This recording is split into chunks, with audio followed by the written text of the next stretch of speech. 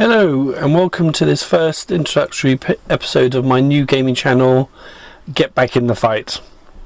To be honest, I'm sure a lot of you, it's taken from the Gears of War games, when I used to pause it to take a breather, it would always say get back in the fight, and okay then boss, so it's that motivating, I use it as a motivator every time I start procrastinating about stuff, getting up, get back in the fight, get back to work, get back in the fight, losing at a computer game, get back in the fight.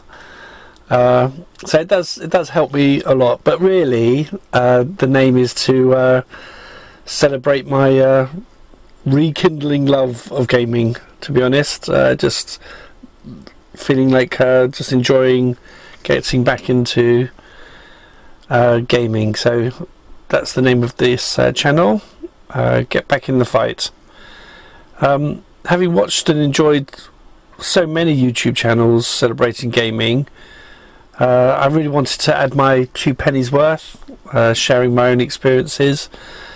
I haven't played RPGs, role-playing games, since the end of the 1980s.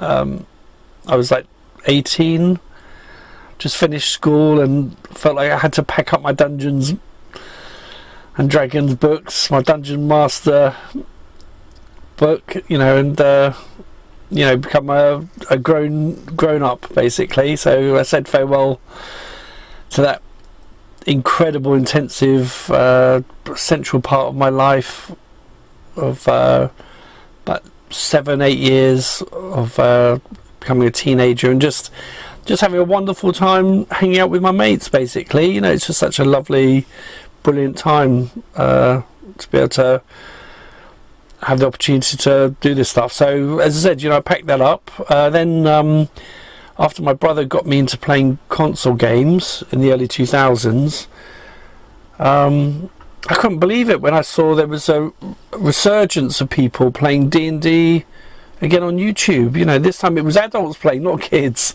I always think of it as being a kids thing, and all of a sudden it was all adults. So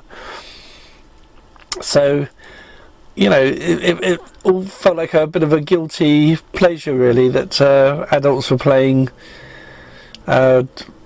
games which I just thought, okay, well, that you have to stop that when you're 18, 19, and so really pleased to sort of get back into gaming. And obviously since 2000s, I've been playing computer games, been playing some board games, but but I really wanted to also celebrate all the figures that I've got, and what the reminders they have for me of gaming. So these figures I bought in the early 1980s, so 82, 83. That was at the start of my role-playing game experience. So as I said, it's probably I started playing Car Wars in about 1981, 1982. I think this was about the same time as the Mad Max had come out. So I think that was the impetus. So, and then my friend who I was playing with, who introduced me to the game, he took me down to Games Workshop, and then obviously Games Workshop was just full of it was a role-playing games, like it had all different role-playing games and figures. So I used to go down there and just started buying figures earlier on. Then I started playing AD&D just after that, and just absolutely love collecting figures. Me and my mates spent every Saturday travelling down to the first Games Workshop the first ever Games Workshop. That was I think that was opened in the photograph it's showing. It's opened in 1978 by Ian Livingstone and Steve Jackson, the gods of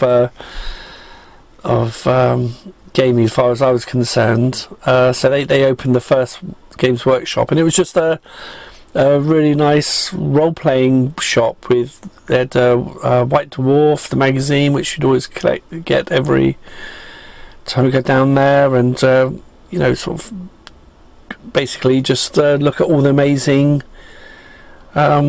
painted figures and all the interesting games that were coming out. So that was down in the suburbs in Hammersmith. It was like a big event for us. We'd go, you know, get on the train, then we'd have to change, then get on the underground onto the tube, and then, you know, be there, and that was halfyourday.com really. But and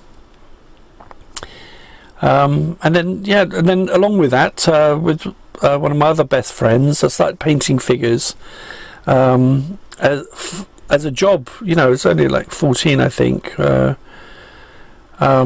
was apart from Games Workshop in Hammersmith, there was another shop in Camden near Chalk Farm Station, and again it's just a magical RPG shop. You know, you go in and go down the stairs, and it was like a lady who was the owner and the you know, the dungeon master of the shop. Amazing.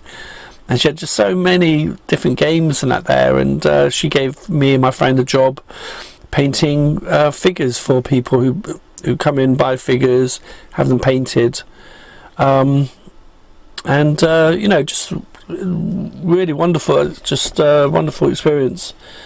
But you know, typically, because you know you love gaming so much, you know, you go in, she'd sort of give you these figures to paint, so you get paid. I can't remember how much it was, but then straight away you'd be like, oh my god, what's that game, you know, and then you end up borrowing money from her to pay for the game that you really needed, and then you have to work, you know, pay it off basically. So I mean, that's when I started playing Traveller as well. I remember buying the Spiral Marches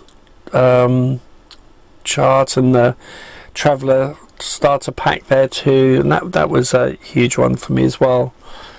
So so those are the two big shops. I've got to find out what the name of the one in Camden was. As I said, that was, I think it was like Goblin. I'm going to have a look. I've got a feeling they actually had an advert in White Dwarf, so that's where I'm going to look next, because I've looked online and there's nothing there. But I'll have a look at White Dwarf, and then I can get the name for it. But yeah, just you know, wonderful time, you know, wonderful experience, and you know, what a pleasure. So these are some of my my figures.